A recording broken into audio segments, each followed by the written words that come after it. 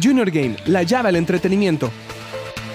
Adquiere las preventas de los mejores títulos, grandes videojuegos de colección y novedades. Aprovecha sus promociones al comprar tus juegos. Entra a juniorgame.com.mx, la llave al entretenimiento.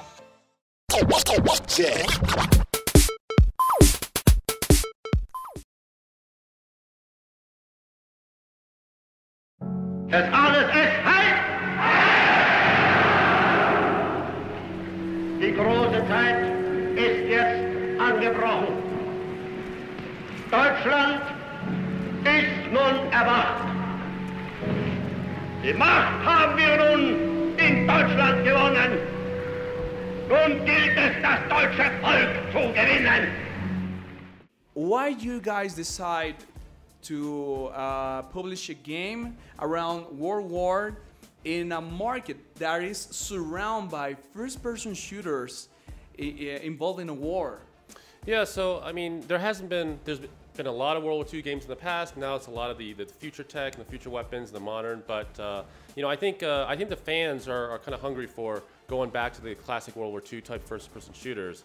The good thing is that there's a difference with this one for Enemy Front. So this time it's not your typical, you know, World War II first-person shooter. It's kind of the first open first-person shooter. So when you start playing the game, you'll get the sense that it's not a very linear type of game. You can take your time, you can move at your own pace, you can choose your style of gameplay. So you can go from stealth to sabotage to my personal favorite sniper, or you can just go run and gun and just go guns blazing and probably die if you do it that way. But yeah, that's a good point, because it's not a game like the other ones that you can go and run and shoot some bullets around and you win.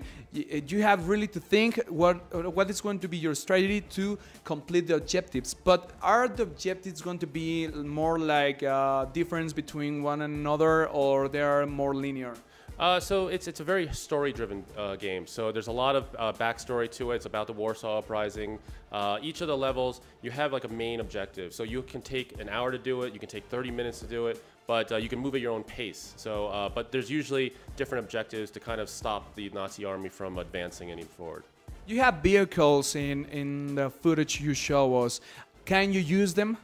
The vehicles are mainly not for the resistance. So you're fighting with the resistance fighters, with the Warsaw Uprising and some of the other battles.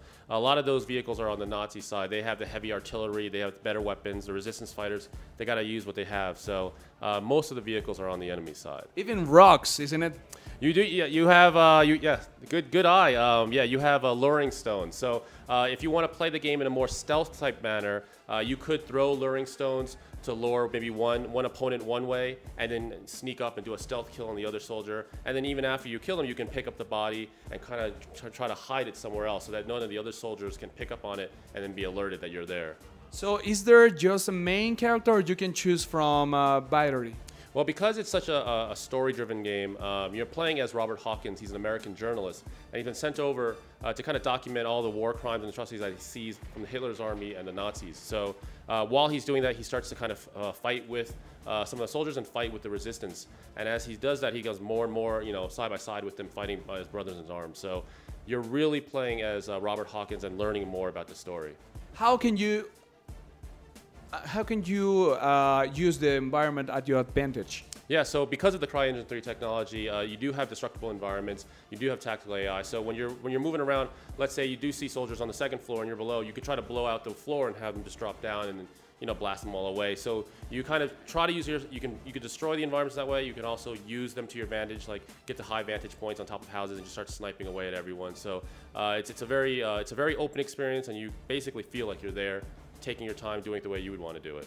Okay, so this game is coming when and for what console? So Enemy Front's going to be out this summer, 2014. It's going to be on Xbox 360, PlayStation 3, and PC. On the current generation, if you want to call it that way. Current, yeah. I guess it's no longer next gen, and I guess next gen now is next gen. But yeah, so X360, PS3, and PC. Any online function? There's going to be there's a single player campaign, which is about 10 to 12 hours, and there's also going to be a multiplayer modes as well. So that's up to 12 players. You have the typical deathmatch, team deathmatch, but there's also a new one called Freedom Fighter, where you're trying to establish transmission lines between the resistance groups, and you want to hold those lines for a set amount of time. So a couple different multiplayer modes and a single player campaign. Well, honestly, it sounds great. We all played it, and there's a big points to take out from the game. The first one is the strategy. The second is the kind of barrier to the gameplay that, guys, you're doing a great job with publishing this game. So, you have no release date yet? Right now it's summer 2014, so it's just right around the corner. This is one thing I want to add, that it's a key this year to release the game, because the game is about the Warsaw Uprising, and if your fans want to search it, it was a historical event that really did take place. And this is the 30th anniversary of the Warsaw Uprising. It took place August 1944. So is it really based on a real story or something? So this is all based on real, true historical facts. There was a Warsaw Uprising. So when you see when you're playing through the game, you'll see them wearing the bands that the Warsaw Uprising did wear. You'll see their logo everywhere. Robert Hawkins is a fictional character, but a lot of the events are based on historical facts. Okay, so you can learn for your history. Matt, so thank you very much, Mike Chang, for this second interview of the day, and I hope you have a great time here at Mexico. Yeah, definitely, I always do. Thanks for having me. Bueno, gamers, pues eso ha sido todo por la cobertura de Nintendo Station, y bueno, como siempre, nos estamos viendo.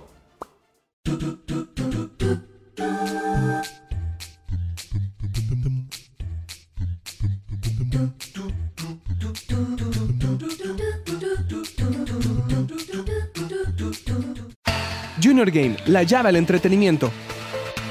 Adquiere las preventas de los mejores títulos, grandes videojuegos de colección y novedades. Aprovecha sus promociones al comprar tus juegos. Entra a juniorgame.com.mx, la llave al entretenimiento.